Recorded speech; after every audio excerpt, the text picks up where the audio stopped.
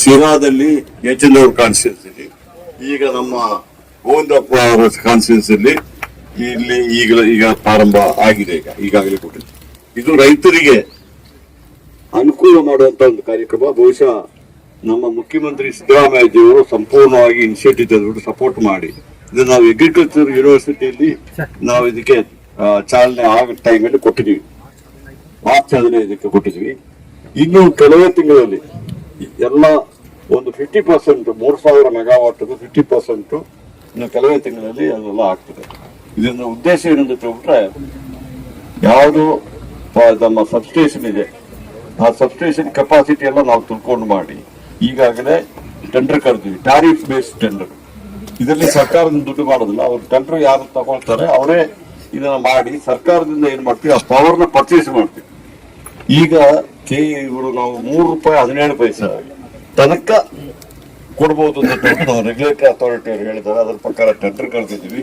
ಬಹುಶಃ ಇಲ್ಲಿ ಎಷ್ಟಕ್ಕಾಗಿದೆ ₹3.15 ಒಂದು ಯೂನಿಟ್ಗೆ ಅವರು ಮಾಡಿಕೊಡುವಂತ ಒಂದು ಒಪ್ಪಂದಕ್ಕೆ ನಾವು ಕಾಂಟ್ರಾಕ್ಟ್ ನಾವು ಬಂದಿದ್ದೀವಿ. ಈಗ ಲ್ಯಾಂಡ್ ಸರ್ಕಾರಿ ಲ್ಯಾಂಡ್ ಇದ್ರೆ ಫ್ರೀ ಆಗಿ ಕೊಡ್ತೀವಿ. ಆ ಸರ್ಕಾರಿ ಲ್ಯಾಂಡ್ ಫ್ರೀ ಆಗಿ ಕೊಟ್ಟರು ಸಮೇತ ಕಾಂಟ್ರಾಕ್ಟ್ರು ಒಂದು ವರ್ಷಕ್ಕೆ ₹25,000 ಒಂದು ಎಕರೆಗೆ ದುಡ್ಡು ಕಟ್ಟಬೇಕಾಗ್ತದೆ. ಅದು ನಾವು DC ಹತ್ರ ಇಡ್ತೀವಿ. ಈ ಸಬ್ಸ್ಟೇಷನ್ ಯಾವ ಪಂಚಾಯತಿ ಕೆಳಗಡೆ ಬರ್ತದೆ ಆ ಪಂಚಾಯತಿ ವ್ಯಾಪ್ತಿಯಲ್ಲಿ ಅಂಗನವಾಡಿ ಇರ್ಬೋದು, ಗವರ್ಮೆಂಟ್ ಸ್ಕೂಲ್ ಇರ್ಬೋದು, ಅಥವಾ ನೀರಿನ ಅದು MLA ಡಿಸ್ಟ್ರಿಕ್ಟ್ ಮಿನಿಸ್ಟರ್ DC ಅವರು ಎಲ್ಲ ಕೂತ್ಬಿಟ್ಟು ತೀರ್ಮಾನ ತಗೊಳ್ತಾರೆ ಯಾವ ಇದು ಕೆಲಸ ತಗೋಬೇಕು. ಆ ತರ ಒಂದು ಒಳ್ಳೆ ಆ ದುಡ್ಡಿನ ಸಮೇತ ಒಳ್ಳೆ ಈ ಭಾಗದ ಜನಕ್ಕೆ ಎಲ್ಲಿ ಸಬ್ಸ್ಟೇಷನ್ ಇದೆ ಆ ಭಾಗದ ಜನಕ್ಕೆ ಒಂದು ಅನುಕೂಲ ಮಾಡುವಂತ ಕೆಲಸವನ್ನು ಈಗಾಗಲೇ ಕ್ಯಾಬಿನೆಟ್ ಅಲ್ಲಿ ಮುಖ್ಯಮಂತ್ರಿಗಳು ತೀರ್ಮಾನ ಮಾಡಿದ್ದಾರೆ. ಅದು ಮಾಡ್ತಾ ಇದ್ದೀವಿ. ಬಹಳಷ್ಟು ಒಳ್ಳೆ ಕಾರ್ಯಕ್ರಮ. ಬಹುಶಃ ಹಗಲು ಹೊತ್ತು ಅದು ನಮಗೆ ಟ್ರಾನ್ಸ್ಮಿಷನ್ ಲಾಸ್ ಇರುವುದಿಲ್ಲ, ಇಲ್ಲಿ ಮತ್ತೆ ಅಡಚಣೆಗಳು ಇರುವುದಿಲ್ಲ, ಮತ್ತೆ ಒಳ್ಳೆ ಕರೆಂಟ್ ನಿರಂತರವಾಗಿ ಕೊಡುವಂತ ಕೆಲಸ ಆಗ್ತದೆ. ಅದರಿಂದ ಈ ಒಂದು ಒಳ್ಳೆ ಯೋಜನೆ ಯಾವ ರೀತಿ ಆಗಿದೆ ನೋಡ್ಲಿಕ್ಕೆ ಮುಖ್ಯಮಂತ್ರಿಯವರು ಇದನ್ನ ಇನಾಗ್ರೇಟ್ ಮಾಡುವಂತ ಇದು. ಅದನ್ನ ಮತ್ತೆ ಮುಂದೆ ನಾವು ಕಾರ್ಯಕ್ರಮವನ್ನು ಫಿಕ್ಸ್ ಮಾಡ್ತೀವಿ. ಇವತ್ತು ಬರೀ ವೀಕ್ಷಣೆ ಮಾಡ್ಲಿಕ್ಕೆ ಬಂದಿದ್ವಿ. ಅದಕ್ಕೋಸ್ಕರವಾಗಿ ಇವತ್ತು ಡಾಕ್ಟರ್ ಮನಮೋಹನ್ ಸಿಂಗ್ ಅವರ ಒಂದು ಶೋಕಾಚರಣೆ ಮಾಡ್ತಾ ಇದ್ವಿ. ಅದಕ್ಕೋಸ್ಕರ ಯಾವುದೇ ಫಂಕ್ಷನ್ ನಾವು ಮಾಡ್ಲಿಕ್ಕೆ ಆಗೋದಿಲ್ಲ. ಅದಕ್ಕೋಸ್ಕರವಾಗಿ ಇವತ್ತು ಬರೀ ಏನೋ ಇದು ಪ್ರೆಸ್ ಅವರು ಏನು ಕೇಳಿದ್ರು ಅದನ್ನು ಅದಕ್ಕೆ ಉತ್ತರ ಕೊಡ್ತೀವಿ. ಸರ್, ಎಷ್ಟು ದಿನ ಆಗ್ಬೋದು ಇದು ಬಳಕೆ ಆಗ್ಲಿಕ್ಕೆ? ಈಗಲೇ ಸ್ಟಾರ್ಟ್ ಮಾಡಿದ್ವಿ. ಈಗಾಗಲೇ ಬಳಕೆ ಆಗ್ತಾ ಇದೆಯಲ್ಲ, ಬಳಕೆ ನಾವು ಸ್ಟಾರ್ಟ್ ಮಾಡಿದ್ವಿ. ಯಾಕೆಂದ್ರೆ ಬಿಟ್ರೆ ನಾವು ಇನಾಗ್ರೇಷನ್ ತನಕ ಹೋಗಲೇ ನೀವು ಸ್ಟಾರ್ಟ್ ಮಾಡಿ ಏನಾದ್ರು ಅಡಚಣೆ ಇದ್ಬಿಟ್ಟು ಅದನ್ನ ಸರಿ ಮಾಡಿದ್ದು ಆಗ್ತಾ ಇದಲ್ಲ, ಆಗ್ತಾ ಇದೆ. ಓಕೆ, ಎಲ್ಲ ಇದು ಈಗಾಗಲೇ ನಾವು ಆದೇಶ ಕೊಟ್ಟಿದ್ವಿ. ಅದನ್ನ ಸ್ಟಾರ್ಟ್ ಮಾಡಿ ಎಲ್ಲ ಇದು ಮಾಡಿದ್ದೇವೆ. ಮುಖ್ಯಮಂತ್ರಿಯವರು ಇನಾಗ್ರೇಷನ್ ಮಾಡುವಷ್ಟರಲ್ಲಿ ಎಲ್ಲ ಯಾವುದೇ ತೊಂದರೆ ಇಲ್ಲದೆ ಮಾಡಿದ್ದು ಹೇಳಿದ್ವಿ.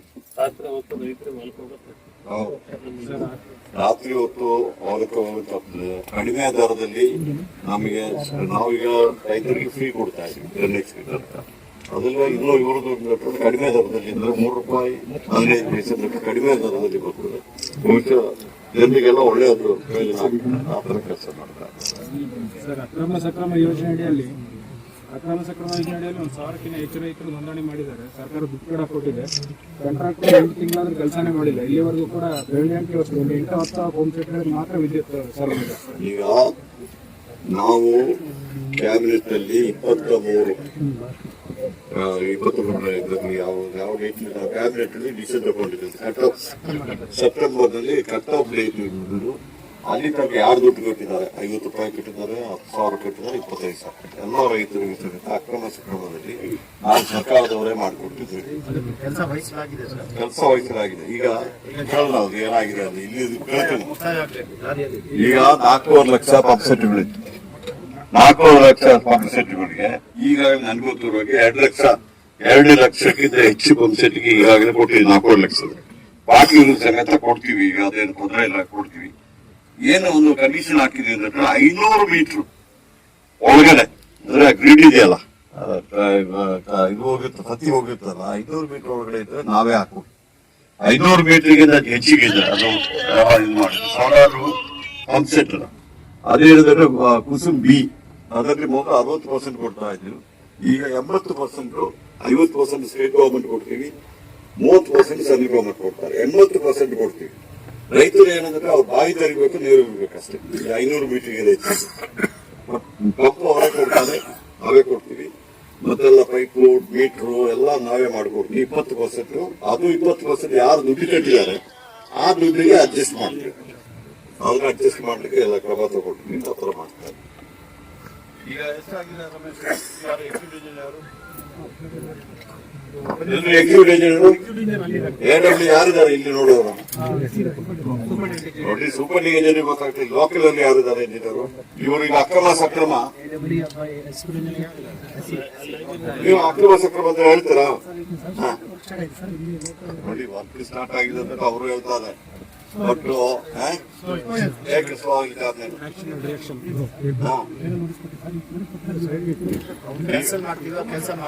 ನೋಡಿ, ನಾವು ಏಜೆನ್ಸಿ ಕೊಟ್ಟಿದ್ದೀವಿ.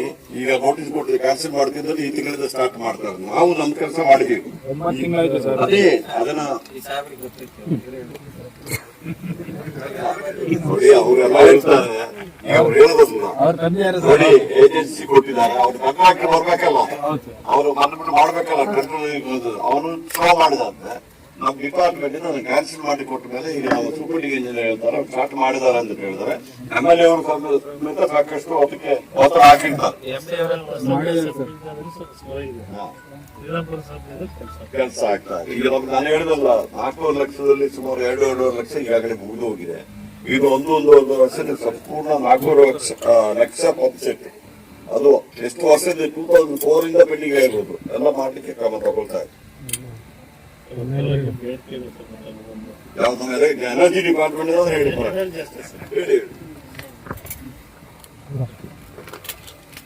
ಮಾನ್ಯ ಕರ್ನಾಟಕ ಸರ್ಕಾರದ ಇಂಧನ ಸಚಿವರು ಗ್ಯಾಸ್ ಅವರಲ್ಲಿ ನನ್ನ ನಮಸ್ಕಾರಗಳು.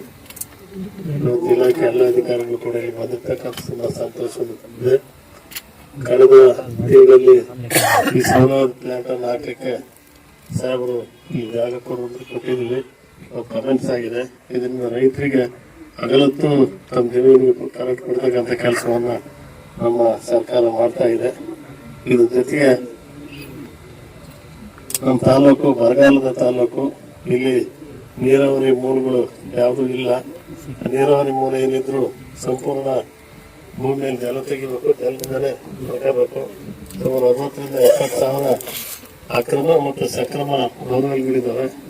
ಇಲ್ಲಿ ಅಡಿಕೆ, ಬಾಳೆ, ತೆಂಗು, ದಾಳಿಂಬೆ ಮತ್ತೆ ಸಿರಿಧಾನ್ಯಗಳು ಇಂತೆಲ್ಲ ಬೆಳೆಯನ್ನು ಇಲ್ಲಿ ಹೆಚ್ಚು ಬೆಳೀತಾರೆ. ರೈತರಿಗೆ ಈಗ ಇರ್ತಕ್ಕಂಥ ಕರೆಂಟ್ ಜೊತೆಗೆ ಇನ್ನು ಹೆಚ್ಚು ವಿದ್ಯುತ್ ಶಕ್ತಿ ಅವಶ್ಯಕತೆ ಇದೆ. ಇನ್ನು 4 ಸ್ಟೇಷನ್ಗಳು ಬೇಕು. ದಯಮಾಡಿ ಅವುಗಳನ್ನ ಕೊಡಿಸ್ಕೊಡ್ಬೇಕು ಅಂತ ಹೇಳಿ ಜೊತೆಗೆ ಭದ್ರಾ ಮೇಲ್ದಂಡದ 126 ಪಂಪ್ ಹೌಸ್ಗಳು ನಿರ್ಮಾಣ ಆಗಿದ್ದಾವೆ. ಆ 126 ಪಂಪ್ ಹೌಸ್ಗೂ ಕೂಡ ವಿದ್ಯುತ್ ಶಕ್ತಿ ಬೇಕಾಗ್ತದೆ.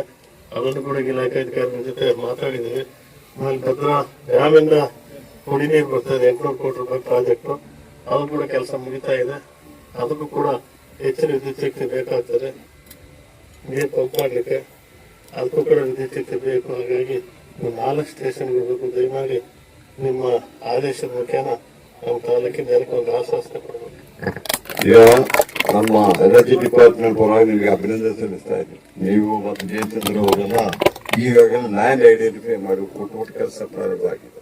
ನಿಮ್ಮ ಸಬ್ಸ್ಟೇಷನ್ ಅಷ್ಟೇ. ಈಗ MD KPTC ಇಲ್ಲೇ ಇದ್ದಾರೆ, ಅವರೇ ಅದಕ್ಕೆ ಮಾಡಬೇಕಾಗಿದೆ. ನಿಮಗೆ ಏನಾಗಿದೆ, ಲ್ಯಾಂಡ್ ಐಡೆಂಟಿಫೈ ಕೊಡಬೇಕು. ಲ್ಯಾಂಡ್ ಕೊಟ್ಬಿಟ್ಟು ಫೈಲ್ ಬಂದ ಕೂಡಲೇ ಬೋರ್ಡ್ ಅಲ್ಲಿ ಬಂದ ಕೂಡಲೇ ನಾವೆಲ್ಲ ಇದನ್ನ ಬೋರ್ಡ್ ಅಪ್ರೂವಲ್ ಮಾಡ್ತಾ ಇದ್ದೀವಿ. ಯಾಕಂದ್ರೆ ಇದು ಭಾರಿ ಒಳ್ಳೆ ಕಾರ್ಯಕ್ರಮ, ಅದನ್ನ ಮಾಡ್ತಾ ಇದ್ದೀವಿ, ಮಾಡಿಸ್ಕೊಡ್ತೀವಿ. ಇನ್ನೊಂದು ಅಪಭದ್ರ ಹೇಳ್ಬೇಕಲ್ಲ, ನಮಗೆ ಉದಾಹರಣೆ ನಮ್ಮ ACS ಇರಿಗೇಷನ್ ACS ಅದಕ್ಕೆ ಎಲೆಕ್ಟ್ರಿಸಿಟಿ ಏನ್ ಮಾಡ್ಬೇಕು ಹೇಳಿ ಅವ್ರಿಗೆ ಏನ್ ಮಾಡ್ತಾರೆ. ತುಂಗಾ ಮೇಲ್ದಂಡೆ ಯೋಜನೆ ಭದ್ರಾ ಮೇಲ್ದಂಡೆ ಯೋಜನೆ ಕೆಲಸಗಳು ಅವೆಲ್ಲ ನಡೀತಾ ಇದೆ. ಅದನ್ನ ಕೇಂದ್ರ ಸರ್ಕಾರದಿಂದ ಕೂಡ ನಾವು ಅದಕ್ಕೆ ಸಪೋರ್ಟ್ ಅನ್ನು ಕೇಳ್ಕೊಂಡಿದೀವಿ. ಕಾರಣಾಂತರದಿಂದ ಬಂದಿಲ್ಲ, ಅದನ್ನು ಫಾಲೋ ಅಪ್ ಮಾಡ್ತಿದ್ದೀವಿ. ಬಟ್ ಇಲ್ಲಿ ಇರ್ತಕ್ಕಂಥದ್ದು ನಮ್ಮ ಕಾಂಟ್ರಾಕ್ಟರ್ಗಳಿಗೆ ಎಲ್ರಿಗೂ ಜವಾಬ್ದಾರಿಯನ್ನು ಕೊಡಲಾಗಿದೆ, ಕೆಲಸವನ್ನು ಮಾಡ್ತಾ ಇದ್ದಾರೆ. ಇತ್ತೀಚಿನ ದಿನಗಳಲ್ಲಿ ಕೂಡ ಅಲ್ಲಿಂದ ನಾವು ನೀರಿನ ಪಂಪ್ ಮಾಡಿ ಇಲ್ಲಿ ವಾಣಿ ವಿಲಾಸ್ ಸಾಗರ್ಗೆ ಬಹುಶಃ ಅದನ್ನು ಪಂಪ್ ಮಾಡಿ ನೀರನ್ನು ಸರಬರಾಜು ಮಾಡಲಾಗಿದೆ. ಹೊಸ ಸಬ್ಸ್ಟೇಷನ್ ಹೊಸ 1,35,000 ಎಕರೆ ನೀರು ಕೊಡ್ತಾ ಇದ್ದೀವಿ.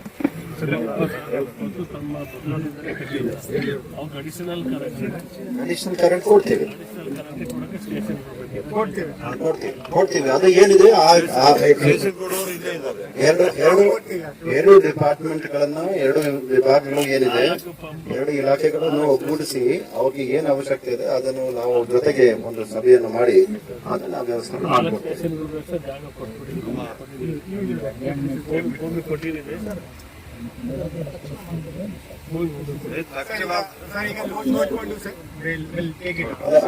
ಅಲ್ಲಿ BJNL MD ಇರ್ತಾರೆ. BJNL MD ಜೊತೆಗೆ ನಾನು ಮಾತಾಡ್ತೇನೆ. BJNL MD ಸ್ವಚ್ಛತೆಗೆ ಇದ್ದಾರೆ. ಸ್ವಚ್ಛತೆ ಜೊತೆಗೆ ಮಾತನಾಡಿ ಅವ್ರಿಗೆ ಎಲ್ಲಿ ಬೇಕಾಗೋದು ಅದನ್ನ ಮಾತಾಡ್ಕೊಂಡು ವ್ಯವಸ್ಥೆ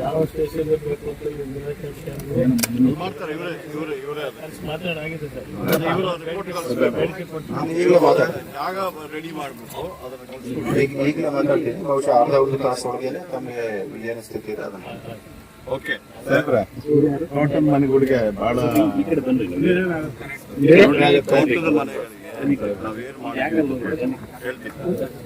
ನಾವು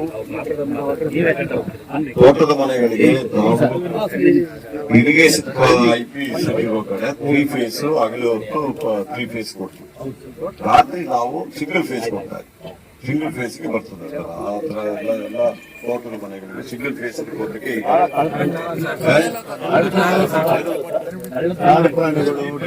ನೋಡಿ. ಅದಕ್ಕೆ ಈಗ ನಿಮ್ಗೆ ಹೇಳ್ದಿಲ್ಲ, ಈ ರಾಮಾಯಣ ಎಲ್ಲ ಕೇಳ್ಬಿಟ್ಟು ರಾಮರಿಗೆ ಸೀತರಿಗೆ ಏನ್ ಸಂಬಂಧ ಆಗುತ್ತೆ. ಈಗ ಮಾಡ್ತಾ ಇರೋದು ಕಾಡು ಪ್ರಾಣಿಗಳದ್ದು ತೊಂದರೆ ಇರಬಾರ್ದು ಅಂತ ಹಗಲು ಹೊತ್ತು ಕೊಡ್ಲಿಕ್ಕೆ ಈಗಾಗಲೇ ನಾವು ಸೋಲಾರ್ ಜನ ಮಾಡ್ತಾ ಇರೋದು ಹಗಲು ಹೊತ್ತು ಕೊಡ್ಲಿಕ್ಕೆ ಎಲ್ಲ ಕೊಡ್ತೀವಿ. ಗೊತ್ತಾಯ್ತು?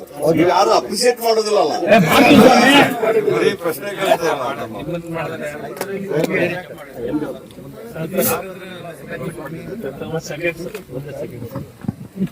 ಎಲ್ಲ ಗ್ರಾಮ ಪಂಚಾಯತ್ ಬೇಡಿಕೆ ಇದೆ ಸರ್. ಗ್ರಾಮ ಪಂಚಾಯತ್ನಲ್ಲಿ ಗ್ರಾಮಗಳಲ್ಲಿ ಅಡಿಷನಲ್ ಮನೆಗಳು ಅವುಗಳಿಗೆ ವಿದ್ಯುತ್ ಶಕ್ತಿ ಸರಬರಾಜು ಆಗ್ತಾ ಇಲ್ಲ. ಜೊತೆ ಕಂಪನಿ ಇಲ್ಲ, ತಂದೆನೂ ಇಲ್ಲ, ಅವುಗಳಿಗೆ ವಿದ್ಯುತ್ ಶಕ್ತಿ ಇಲ್ಲ. ಅದನ್ನು ಕೊಡಕ್ಕೆ ಜ್ಯೋತಿ ಫೀಡರ್ಸ್ ಅನ್ನು ಎಕ್ಸ್ಟೆಂಡ್ ಮಾಡಿ ಮಾಡೋದು ಸರ್. ಅವರೇ ಕೊಟ್ಟಲ್ಲ ಅವರು ಆಯ್ತಲ್ಲ. ಅದೆಲ್ಲ ಆನ್ಸರ್ ರೆಡಿ ಇದೆ. ವಿತಿನ್ 1 ವೀಕ್ ರೆಡಿ ಮಾಡ್ತಾರೆ. ಎಲ್ಲದಕ್ಕೂ ಆದೇಶ ಕೊಟ್ಟವರು ಎಲ್ಲದಕ್ಕೂ ಆದೇಶ ಕೊಟ್ಟಿದೆ. ಗ್ರಾಮ ಪಂಚಾಯತ್ ಅಧ್ಯಕ್ಷ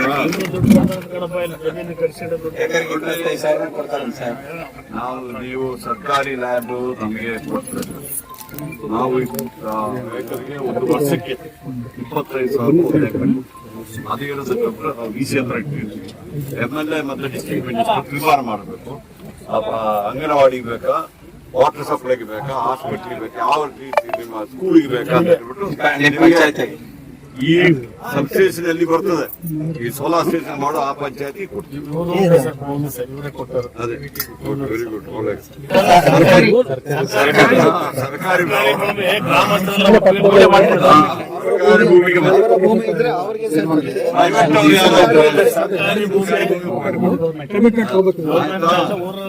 ಖಾಸಗಿ ಲ್ಯಾಂಡ್ ಇದ್ರೆ ಅವರಿಗೆ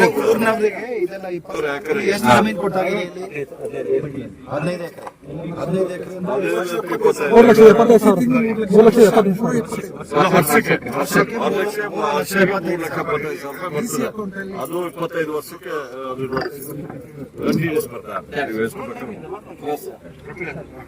ಓಕೆ.